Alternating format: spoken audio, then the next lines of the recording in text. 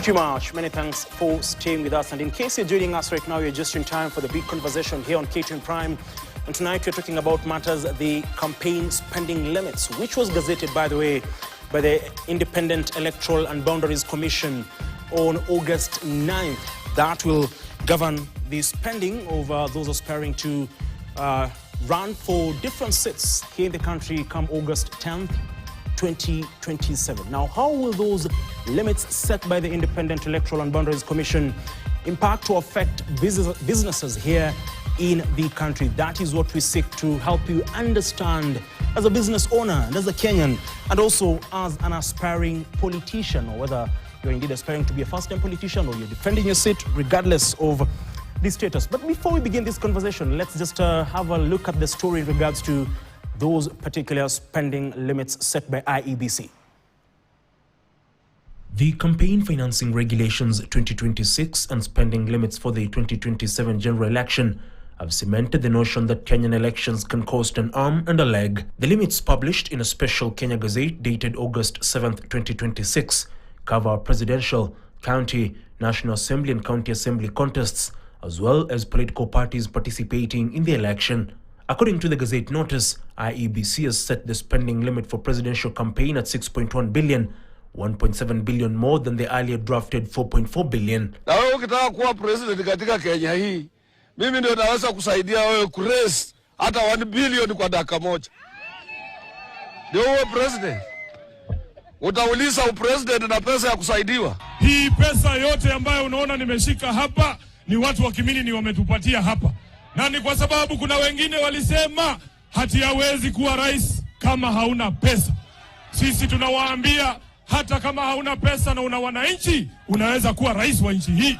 Amid calls for the formation of pre-election coalitions, political parties can spend up to 24 billion shillings. Additionally, those angling to be governors, senators and women representatives are expected to part with between 28 and 181 million in their campaigns. Among the counties with the highest spending limits are Nairobi at 181 million, Turkana 142 million, Marsabit 127 million, Wajir 120 million, and Kiambu capped at 110 million. However, aspirants expected to part with way less than their counterparts include gubernatorial, senatorial, and women rep aspirants in Lamu capped at 28 million, Tharaka-Nithi 32 million, Elgeyo Marakwet 35 million, Vihiga 36 million, and Nyamira capped at 38 million. The constituency with the lowest spending is Wundanye, capped at 15 million, with aspirants for the North East seat expected to spend over 5 times more. IEBC is capping the limit for the constituency at 100 million shillings. According to the commission, the limits were established using a formula that takes into account population and geographical area, with population carrying a 70% weight and land area 30%. The electoral body also imposed restrictions on campaign contributions, providing that a single source cannot contribute more than 20% of the total contributions allowed under the respective categories. The statement by IEBC reads in part, and I quote, "The Commission remains committed to the impartial and effective implementation and enforcement of the campaign financing framework. The framework is now in place.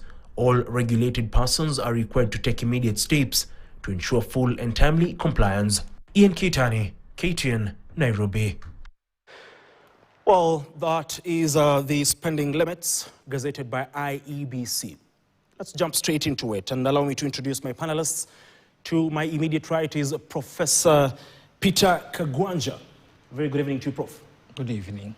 Thank you. Next to Professor Peter Kagwanja is Professor Grace Cheserek, the Deputy Governor of Elgeyo Marakwet County. Very good evening to you, Prof. Good evening.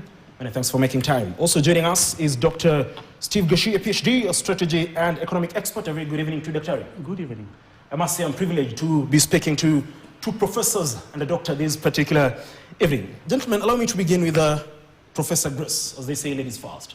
Professor, as a politician, as a sitting deputy governor, I don't want to say you have other political ambitions or aspirations, but as a sitting elected politician here in the country, the spending limits, and we've touched on also Elgeyo Marakwet as one of the least, the counties with the least spending limits for gubernatorial, senatorial, and women rep positions at 35 million.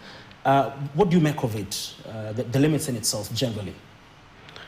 Thank you, Ian, and I'm happy to be here. I think it's my first time to be on KTN. I look forward to coming here again and so often so that we can share information. And particularly, I'll be interested to speak about how will it affect women leaders, those who wish to be aspirants, and also the youth. But the fact that the IBC have given the guideline is good because then it shows there's uniformity in the way spending will be taken care of. We are yet to digest. It will just also kind of formalize how we normally spend money in campaigns. It will also create jobs for the young people because like now every aspirant must have an accountant, an auditor, a campaign manager. It's just now formalizing what normally politicians do as they do go about their campaigns. But I would say for Elgeyo Marakwet, later on we'll discuss whether that is enough money or it's low. Mm-hmm. I know most times as a politician, as you seek for office, you hardly count the money that you have used. The money that you really count is when they now open their campaigns. But remember, in Kenya, we do campaigns for more than the stipulated 3 months. Okay, yes. Professor Kagonja, it's been long coming. We've had the conversation about how we need to have proper campaign financing or spending laws in the country. Now we have it in place. It has been gazetted. A step in the right direction to begin with, and what do you make of the limits from your point of view as a governance expert? I think it's a good move. What is in question is practicality. Mm-hmm.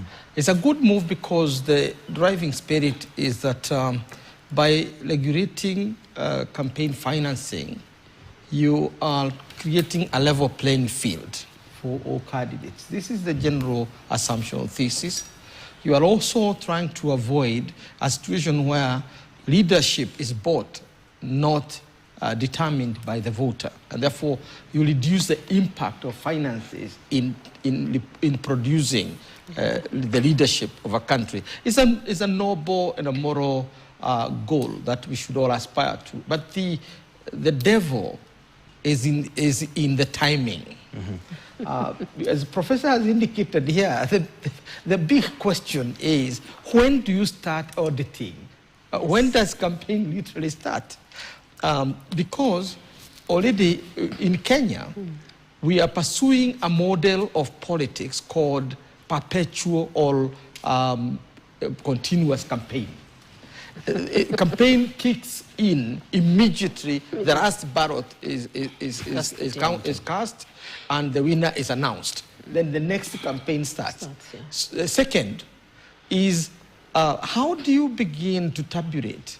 What you call development as politics, where government do development, but actually it is doing politics. It is. How are you going to calculate that kind of picture where somebody brings stoves that are around by, by the manifesto of a political party, and you bring them in an electoral situation, but they are provided for in electoral, and possibly they are also provided for in the budget. Is that campaign financing, or how would you call that new animal? So these are the dilemmas that we are facing. But as I said at the beginning, it is the right spirit that we're pursuing here. Okay, let me come to Daktari. You are an economic expert. And if I may touch specifically on the presidential spending limit, 6.1 billion Kenyan shillings. Mm-hmm. From where you sit, do you foresee a national contraction in terms of national velocity of money, this particular campaign or election cycle compared to the previous ones, maybe? Unfortunately, the economic fundamentals are not instantaneous. They don't work like instant coffee. Mm-hmm. Assuming that there's so much money during the political cycle, so there will be this much benefits. Not necessarily so. Because economy works almost in quarters. Probably what will happen between February next year or campaign proper April to August, we may have the impact in October, December, because economy always resets and have a new orientation. So I don't think it will have straight impact immediately, but long term maybe. However, the danger is also, if there will be that much money, we may have what we call hyperinflation, where there is a lot of money in circulation, which is also not good for the economy. However, I want to go back to what Professor was speaking to. And when we are teaching explain management, there is what we call theory and practice. Trying to patch theory and practice.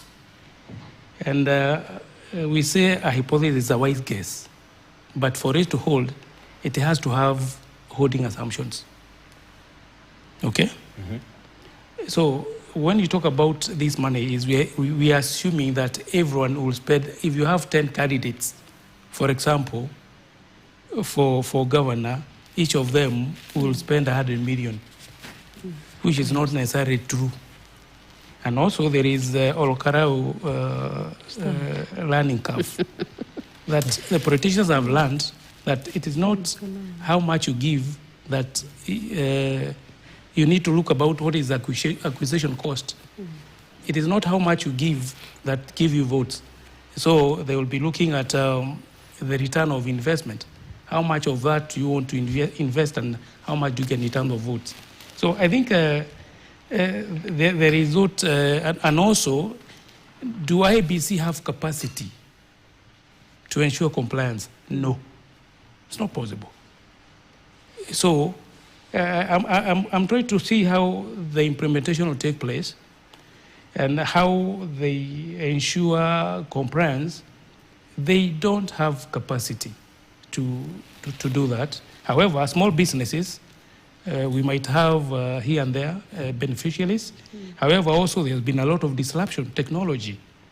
When you look at the list, how they have listed the spend, and they are speaking to advertising, where? We move from posters, banners to digital. So until they get to that space, there is a lot of traditional thinking into it. You know? So for me, when it comes to economy, I don't see much benefit immediate, maybe long term, like any other economic spend. And maybe before you come back to Professor Cheserek, as an economic expert, if you look at the spending limit in itself against comparing it with the current economic situation, I know you said the impact will be seen probably around October next year, but with the current or prevailing economic situation here in the country, just, you know. What is our GDP? It's about 17 trillion. How much is that compared to the GDP? So we just need to divide GDP and 365 days in a year to get to know how much the country yields a day. Then you compare with what is coming in. Is it significant to warrant that we'll have that much velocity of money? And I said, that can only happen if you assume that each and every of the candidates is going to spend the same amount of money, which is not necessarily so. What did we experience? What is data speaking to last year, to last 2022? Was there that much in terms of money coming from the campaigns to the economy and we saw significant change? Not necessarily so, but for those who attend meetings for transport, some little mobilization, yes, and a lot of this money goes straight to consumption. It's not significant to start a business. It's not significant to upscale a business. No, that's what I'm saying. Sometimes the theory, the hypothesis, the wise guess is right, but there's no holding assumptions to warrant that. We know we are holding assumption. Our holding assumption is that every candidate may spend that much, which is not necessarily so. And I also said there is also the aspect of Olokarau. People will start thinking about the spend and how much the return of investment will be, if I say in quotes, in terms of how much votes you get. So for me, I'm not excited. Okay, Professor Cheserek, if I may come to you, you know, Elgeyo Marakwet, 35 million for the three positions, governor, senator, and woman representative. But there are concerns that, you know, small counties will be heavily affected in terms of the hospitality sector, with a sharp drop in these campaign-related or election-related revenues. And again, like Dr. has put it, can IEBC ensure that these laws or these spending limits are fully implemented? Do they have the capacity? As said, they don't. Now, many times we talk about having laws in place as a country, and it is not the first time. We have laws, but the implementation is the problem. Can you speak to us about that? I would think that the idea is good, but how to enforce it will be very difficult. But IBC can approach it from the political party point of view, so that then it is the political parties can regulate their candidates. And for me, I am worried in a way that already the mood, already it is setting a pace that now for you to become a leader, you must have this amount of money. So it's already scaring people who don't have money, particularly the women and also the young people.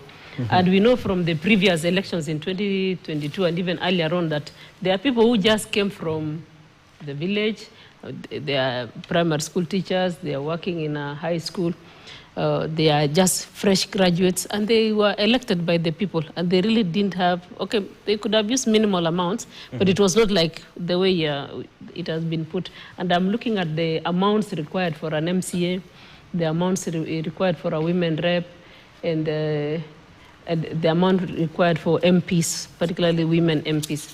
So it becomes, number one, scary to the young people and to the women that now you're being asked, and anytime you show your interest, they assume you have 35 million. So assuming today I say I want to run for governor, they will assume I have the 35 million. So that already will give a lot of pressure on the aspirants and scare some away, and we can, in the long run, we will end up losing very good leaders, people who could make very good leaders, but just because of that assumption and the requirement that you should have this amount of money. It also goes to the electorates that now they know for you to declare for a certain seat, you must be having this amount of money. And for small counties like Elgeyo Marakwet and also some of the pastoral counties whereby our economies are still very small, it's going to affect a lot. There will be a lot of demand from the electorates, and yet the aspirants may not have all that money. Secondly is that for business-wise, as raised by Dr. here, that really we don't get to print T-shirts, print lassos, buy capes, the traditional way of doing it. People will go now into using digital advertisement and using other alternative sources that will be cheaper for them. But I also see a big opportunity in that it will create some short-term employment, especially for the tech-savvy young people. Now every aspirant will require, they call them what, will require someone to manage their Facebook, someone to manage their social media, someone to manage, and even the people we normally refer to them as bloggers, so they'll be able to make some money here and there. But generally, I agree with him that most of this money will just go to, no one group will say we will get this money from this aspirant and we use it for a specific investment. It is just money you get today and you split amongst yourself and you spend it. So over time, it just becomes a very interesting way of just enjoying the campaign time. And when we came to the end of the campaign time, everybody wakes up and we now say, so what can we do? So it is okay that it can be regulated. Then, if I now take my records, where will I take my report to show that I'm within the amount which has been stipulated, and the professor here has gone beyond, so that then now you can bring in the punishment for those who have gone beyond the required limits of expense. What if you spend less and you win? Does it mean you are disqualified? So those are some of the things, but we are learning. It's a learning curve, and I wish it should not be so much. It is not going to determine who is going to be a leader or who is going to win. There are other ways you can talk to people. Like in our county, you see people walking to look for votes, walking around, especially at the MCA level, even at the women rep level. Just walk around, look for your votes. But it is not going to determine who becomes the winner. Where there is money, yes. How will we regulate? How will we know how much we'll do the audit for how much we've spent? But for counties where they spend a lot of money, like I see in Mandera, the governor is about to spend about over 100 million. Even in Nairobi, 181 million. Yes, so if you have now Nairobi, you have maybe three governors, 180 million divided by 3. We hope that it's not going to lead to a serious financial crisis whereby there's printing of money and such like things. So that is our worry. But then there'll be a lot of flooding. There'll be a lot of... Everybody now will leave whatever they are doing to come and eat this campaign money. That is the other challenge that we have. Fair enough. But before I come to Professor Kagwanja, for small businesses, because there's so many small counties, and these small businesses will be hurt, because also Kenyans out there looking at these spending limits and how it will affect or impact them as the campaign season is almost kicking off. So how then can they probably survive? Yes, small business like hotel business, the hospitality, if you have lodges, especially those that heavily depend on cash. Yes, they'll be able to benefit. The other challenge is I see most of the money also going to feed households, because like if you see the entire North Rift now had a failure in the crop, in maize crop. So most of this campaign money will go to support households, meet food requirement, meet other household expenses, because now they were not able to get their income through their farm productivity. Otherwise, for young people, if they put themselves in a group, they could be able to get some of this support and put it in something else. But the experience has shown that even the electors, they say this is money just to enjoy and to relax. Okay, Professor Kagwanja, if I may come to you now. If you look at the political parties' spending limit, around 24.5 billion, 66% of it, goes to transport and logistics. And Daktari talked about hyperinflation. I'll come back to you and talk to us about how that is going to happen. For advertising and media, 2.5 billion. Publicity materials, the merchandise and staff, 1 billion. Election agents, 2 billion. Security, 285 million. Accommodation, the hospitality sector, around 24 million. Now, there's also one,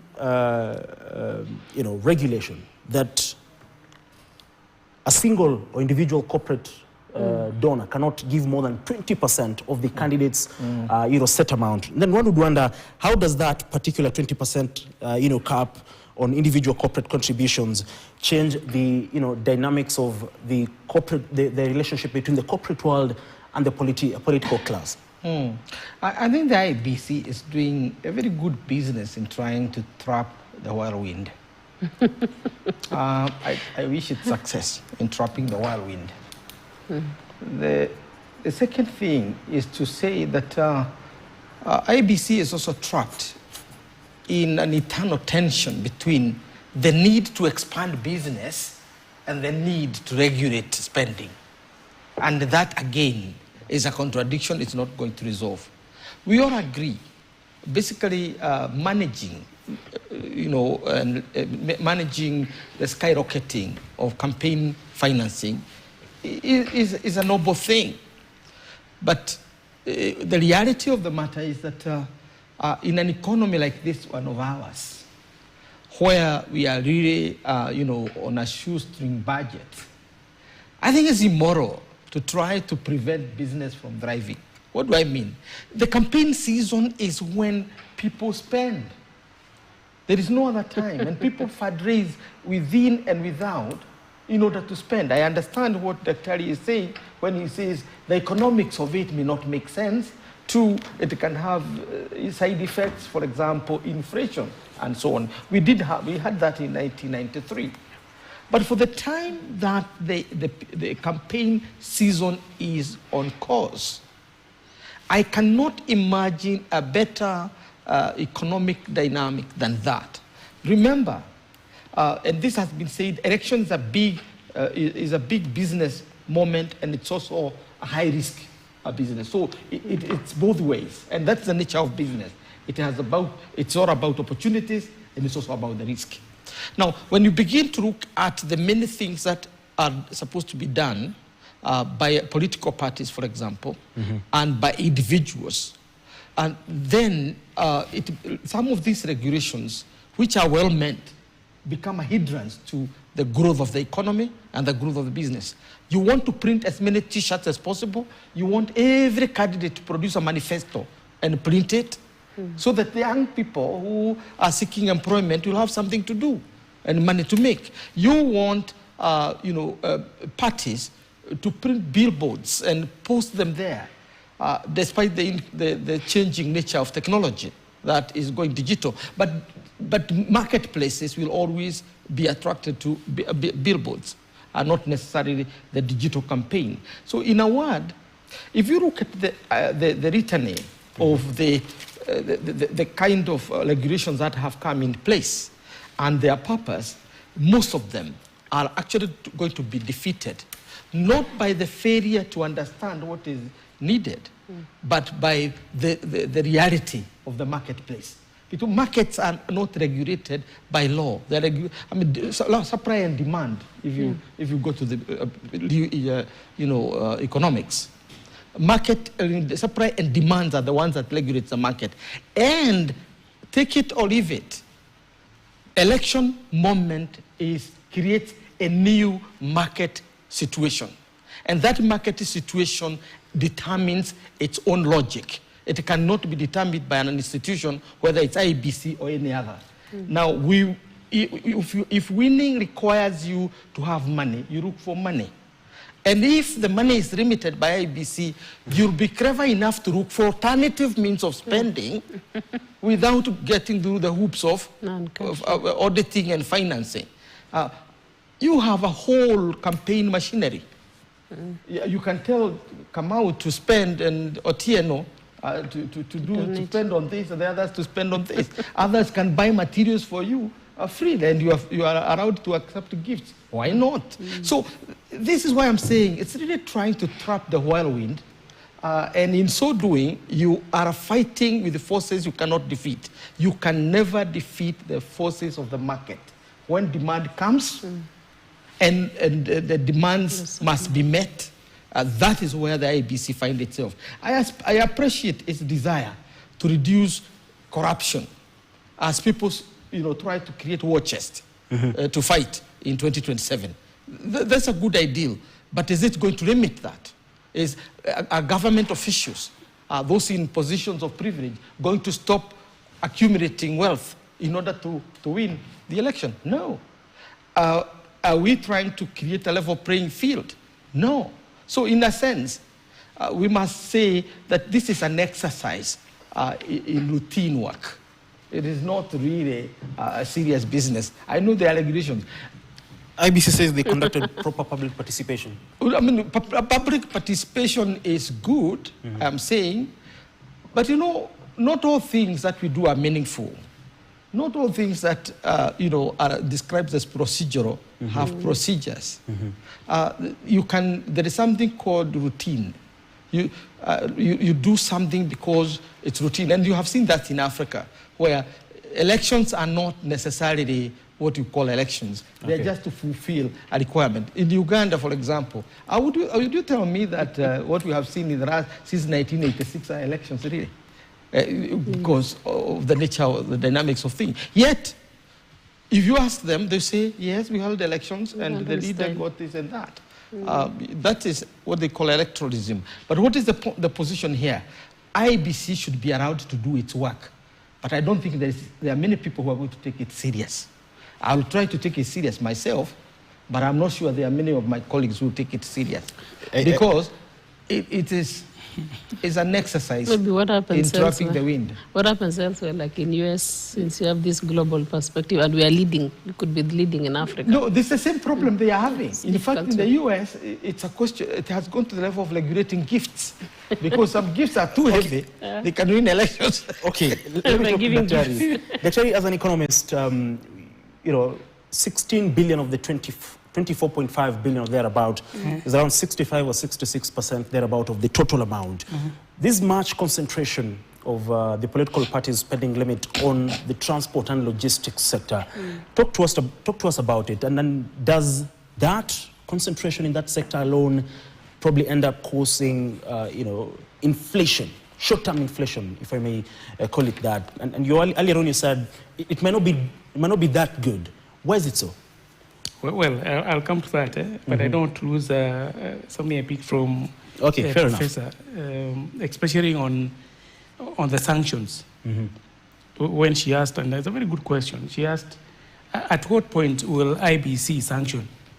Is it post-matter or pre-matter? Meaning, is it after you've won that now IBC comes and tell you, now look, Professor, you spent more than this, so you lost your the seat. The win. Or, you know, and also number two, did they use Olkarau as a pilot? Because the problem with most of government and government agencies, they start with the regulation than policy. You know? Yeah. Because you should start with the policy. You come with the implementation. We come with the monitoring. Then you go to rules and regulations. Now where you have the act or the gazettement. You know? So that now, by the time you're getting gazettements, and you're also getting the metrics you're using, because they use land and population. So are you saying Nairobi, for example, people will be given much money because there is higher population or concentration than Elgeyo Marakwet? There's a difference of about 150 million. So is it, are they allowing for project to give out money in Nairobi more because the population is high? But you see, when you are driving around Nairobi, within a day you can cover all the 17 constituencies. Is it? Probably. So I'm still, for me, I'm thinking IBC is trying to sell hope to Kenyans because the economy is not doing well and telling us, you guys, wait for the campaign period, the economy will be better. So I still have a problem on the capacity on how they got it and how they're going to regulate and comply. It is not possible, just like what Professor Kawaja is saying. It is a good idea, but the way it is lapped and how the implementation is come, I don't see it happening. And also, the assumption that it's only money, because there could be other forms of gifts. For example, if I'm running as a governor for Nyeri County, someone come and tell me, Dr. I'll give you all the teachers that you require. Number two, where are these teachers and merchandise coming from? Kenya or China? China. So you know, goes out. So when you talk about the economic impact, it could be even on our dollar in terms of pressure on Forex, because people are importing. So we need to look at our economy from all around up. That most likely next year our Kenya shilling might cede ground to dollar because of the imports of the merchandise and all that.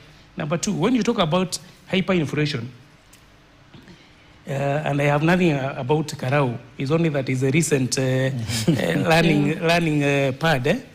We were told that you could not get change for 1,000. Even a cup of tea was 1,000. So when you don't get change for 1,000, meaning everything costs 1,000. 1,000, yeah. What is that? So that is what you call hyperinflation, that the price of goods and common goods goes up because there's a lot of money circulating. So if you want to go and buy a kilo of meat, if you're buying at 800, probably you buy it at 1,000. Because we have manufactured that situation because there's what you call velocity of money circulating within that the environment.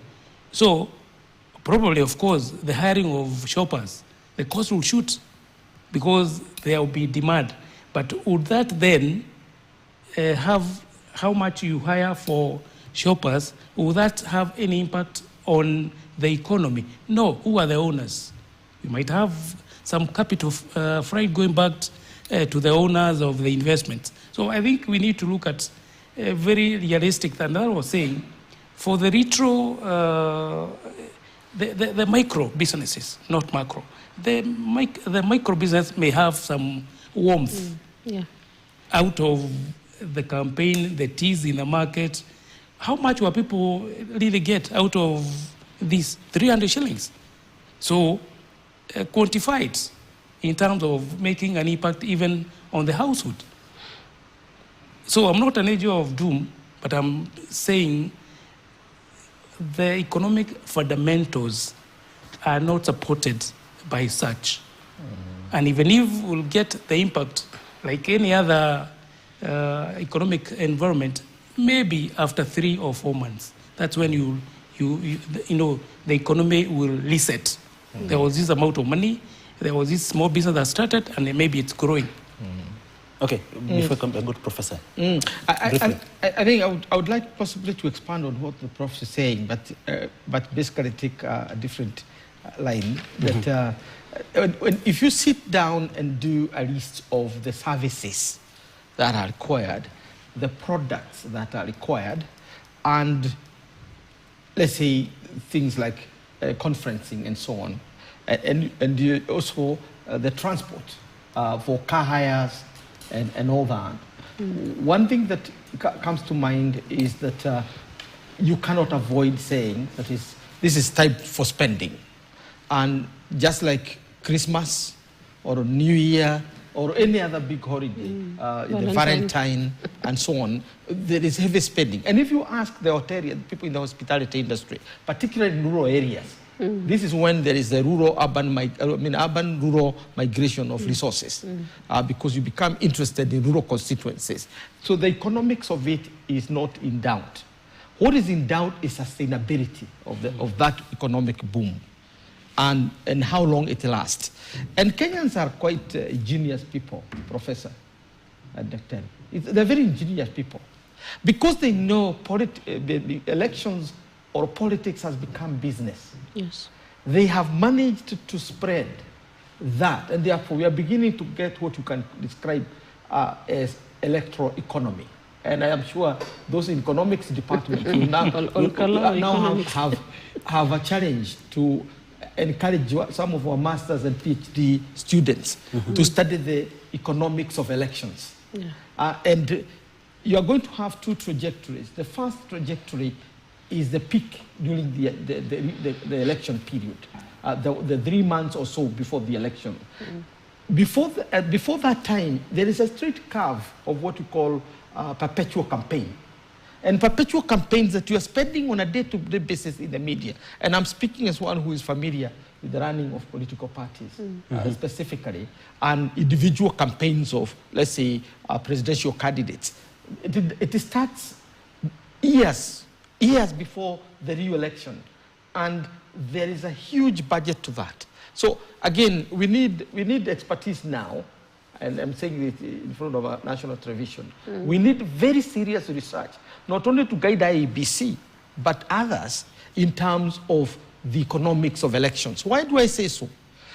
Because elections are not about financing, because there are more demands than just using money in order to buy or to corrupt the voter. In fact, as Professor is saying, Karao tells you a different story. If it is about buying a voter, in Karao nobody was bought. Never mind all aspects of your day-to-day spending, from your pocket money to go to vote, the slippers or the shoes you are walking in, to the mattress you used to sleep on, and all these are taken care of. But you don't vote that way, you vote the other way around. Therefore, it is so important to re-emphasize on how we understand elections as an economic, as a market. Elections as an emerging market. And as an emerging market, how do we ensure that it is sustainable? From a nation builder perspective, I don't think there is anything wrong in spending during the elections or spending on elections. There are no moral issues of that. The only moral issue is whether you are buying the voters or you are buying power, which is wrong. But Kenyans have proven to you that you cannot buy them. And if you cannot buy Kenyans, then allow the economy to thrive. Why do you want to put limits on an economy? Take, for example, what they have said in these new regulations. Okay, briefly. That if somebody is, raising 20,000 for you, yes, that it has to be receipted. And the person doing it must have a disclaimer or basically own up to giving due.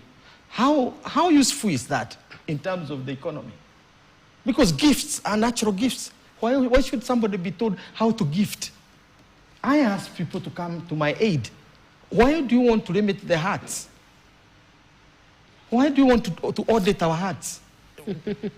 What would wonder, if I may come to you, Professor Chesurek, one of the biggest concerns for the spending limits was to have a fair playing ground. And, you know, like you put it, it still doesn't really fix that mess in terms of helping women or helping the young people, because young people cannot get all this money. But generally speaking, is this a case of just rushing to have laws in place so that we can say we have campaign financing laws or spending limits, but in terms of practicality, it is not, you know, really practical to say we can enforce it? Then one would wonder, from a political perspective, because you are a sitting deputy governor, should IBC then go back to the drawing board to address the gaps, or what next? I think number one is that it's a good step in the right direction to regulate how much you spend for campaigns. Number two is that at least we are ahead of other African countries now in terms of regulating how much you can spend. So we can also become a benchmark for other African countries. Now we will be comparing ourselves with what happens in the US, what happens in other developed world, and then we can learn from there. So for me, I would support and say this is a good start. We can let us apply it now, and then we will be checking it as we go. We'll be reviewing it as we go forward. But I just wanted also to say that, you know, election, just like my co-panelists have said, election is not an event for one day. It is an entire process, including that if you want to be the MP for 2032 or the governor, you start your campaigns at 2028, immediately whoever wins. So it's like a whole more than a year exercise. So now the challenge would be, at what point now will you start saying this is campaign money? The incumbent, the people who are sitting in offices like now myself, the MP, the MCA, as they do other activities now, as they support communities using their own resources, their public participation, public participation, empowerment activities. They have a tournament here and there. And you know, the essence is you are selling yourself, you are showing the people that I'm still here. Is that part of campaign money? And I can foresee, particularly for governor positions, for Elgeyo Marakwet is likely to be higher than 35 million, because I'm looking at, like, if an MP is spending around 15 million and you have 4 constituencies. Just to be... I was looking at the 4 constituencies, because Marakwet West, 18.5 million, a population of 95,000. Marakwet West, 21 million, 138,000 people. Keyo North, 18.2 million, 98,000 people. And Keyo South, 20.4 million. You have a population of around 121,000 people. So if you average, if the MP is using 18 million to get a vote in Marakwet West, for example, you would expect that the governor would use upwards of 10 million for that constituency. So if you say 10 times 4, that is already 40 million.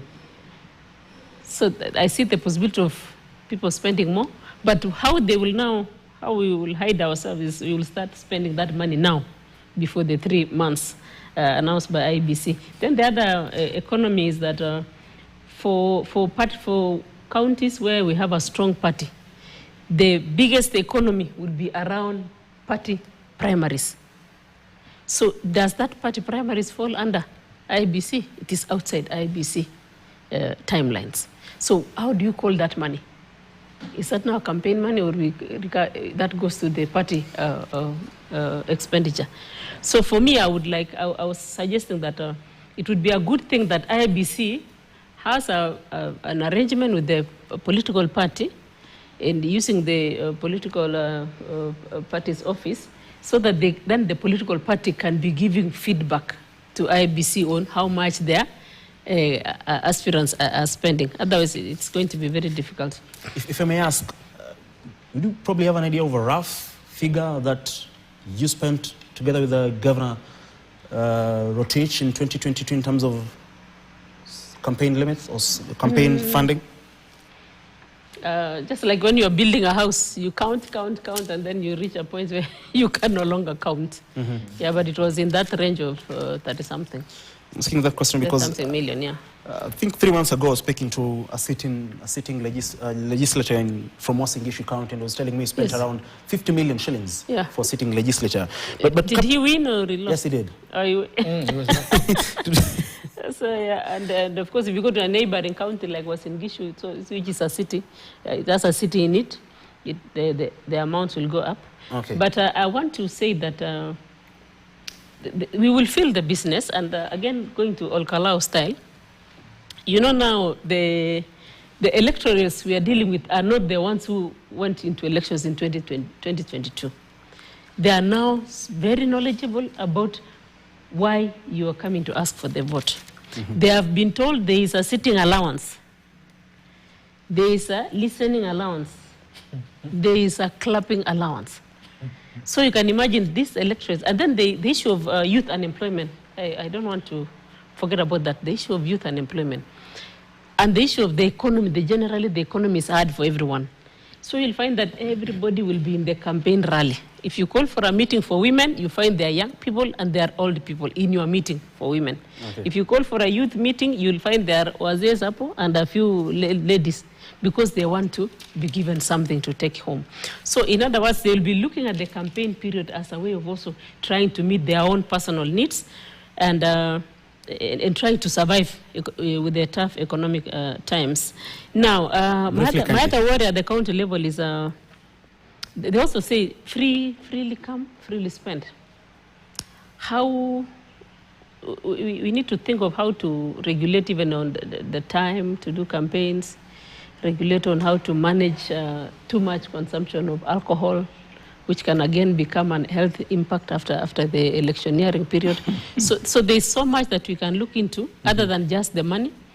What time do you close the bars? What time? They normally say campaigns end at 6, but do they really end at 6? I know, especially the men, they will be out there until midnight. Maybe women by 7 we are at home. Is it so? That is the time men start their campaign at night, and that's how your votes just disappear overnight. Really? Let me come to Dr. because of time. From an economic standpoint, first of all, one would say and argue that this will probably create more opportunities for, those in the legal field, those, certified public accountants, to, create employment for them. But again, how will these spending limits impact non-performing loans? Because that has been the case, especially post-election period. You have someone who took a loan to, finance his campaign. He or she lost the elections, and now he or she has a loan to pay, and there's the concern about non-performing loans. So how will these limits impact the financial sector? One, I hope those who are learning are not going to take that as what is required. There need to be a lot of innovation in terms of how you do your finances, because the worst thing you can do is to take a loan to go on campaign. Okay? Just as much as you say you can't take a loan to go and pay dowry or do a wedding or go a holiday. Those are that is what I tell people all the time, because when it comes to payment, so in case we might see a lot of elevated NPLs, non-performing loans, people are unable to pay in case that is what happened. Also, people who are doing business, don't first take a loan to expand your business because campaign is coming. Because there's also another pithole where a businessman sees now, since campaign is coming next year, I need to expand my business, so I need to capitalize. So we need to be very careful.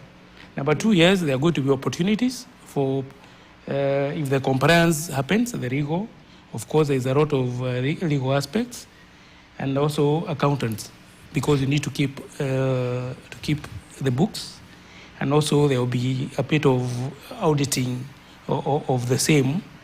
But as I said, I still need to see the framework of how you audit, how you keep the books. So We'll be listening to see how the rollout is going to come, so that we can have.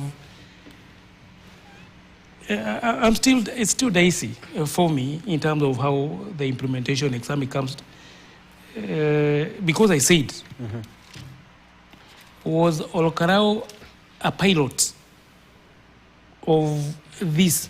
Because if it was, and the report is coming out that about 16 billion was used in Olokarao, then I'm still looking at how we implement this. It's a good opportunity to clean up our, to have some political hygiene. However, is it also encouraging issues of integrity or non-integrity? Because if you're going to spend 100 million to run for a seat, how much are you going to earn as a salary so that you recoup your investment? You can't. So are you encouraging people to go and steal so that now you get back your money? So that's why I'm looking at IBC in one eye and looking at ECC on the other. Because are you telling me now, if you invest 100 million and your salary for 5 years is 60 million, so why are you going, you have a negative of 40? Even if you go to even the smallest county where you are spending 30 million and your salary will be about 60. So why are you going to recoup? Why is your return on investment?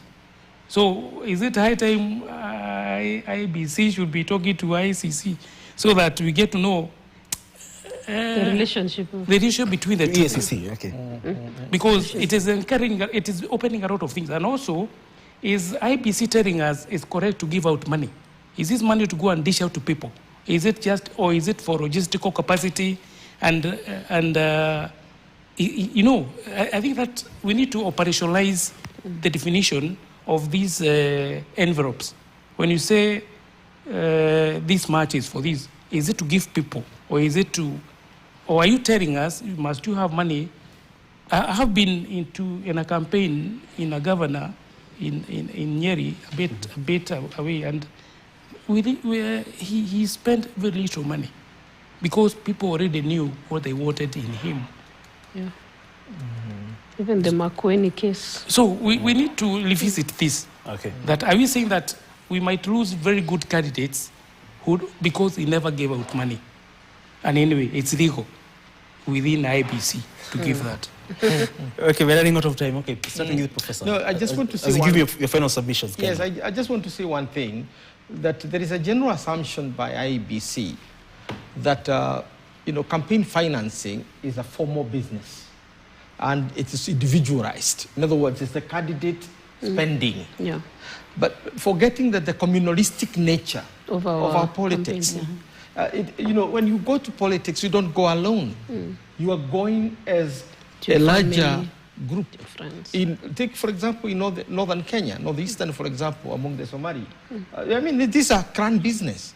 It's a clan affair. One of your own is going to war because politics is war by other means. Therefore, you want to audit the individual candidate, forgetting that the candidate is just a soft front for a very hard bind.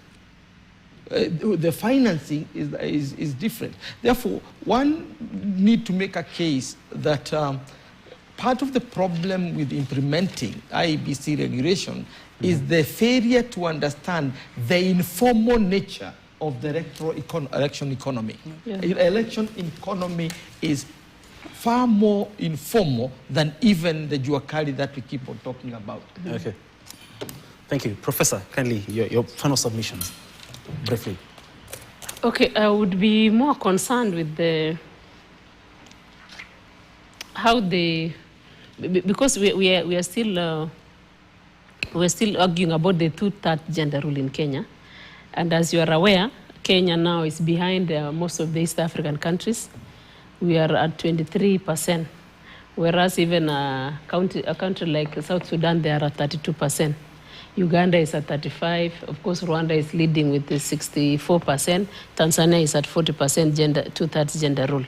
So with this kind of expense now, if it is it will kind of deter most of the women from coming out to vie for electoral positions, and even at the county level, whereby we have very few MCAs, particularly among the pastoral communities and the rural communities. And right now in Kenya, the women in Senate, they are about 32%. That's a good number. In National Assembly, because of the women rep, this is a good number. But in the county governments, the numbers are still very few. Okay, it comes around 33% countrywide. But if you go to specific counties, you find that a county like Elgeyo Marakwet, you only have one elected MCA. And yet these are the grassroots positions that really the women and the youth should be building their capacity to come up for politics. So unless now there is a structure whereby the women are vying for electoral positions, and even the MCAs and the youth to be also supported financially, maybe through IBC to put aside a certain amount of budget to support them, or through the political parties. Otherwise, this is going to bring us down from 23% to even less. Of course, that is another interesting conversation. We'll delve into that, but because of time, Dr. kindly, your final submissions. Well, I'll just say I'm looking ahead to the economy warming up from the spend, especially for the micro businesses, because who have really been hit by the economic conditions currently. And we hope whatever will be available will also maybe upskill those, like Professor said, the informal sector, because. And I hope that a lot of that money will not have capital freight, people importing from China and all over, and then our Kenya shilling again loses ground because of the demand of the forex. Okay, thank you very much, Dr. Steve, Professor Chesorek, and Professor Peter Kagonja for making time to be with us this particular evening. To our viewers, many thanks for making time. That was a conversation in regards to campaign spending limits and how it will affect businesses here in the country. Many thanks for staying with us. Until next time, do have yourself a wonderful night. I am Ian Ketani of the Sign Language Desk.